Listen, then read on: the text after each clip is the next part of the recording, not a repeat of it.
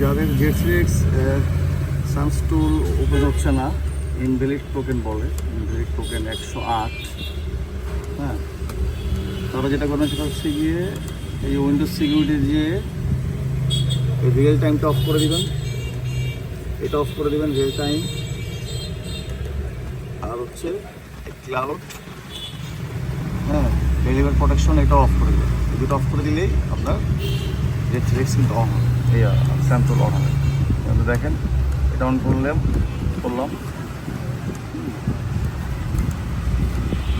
এটা অন করলাম,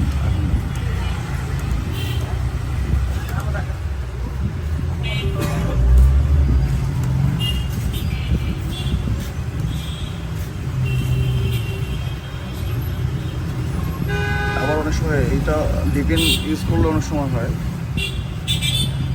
এই সমস্যাটা। ভিপিএন অফ অন করে দেখবেন।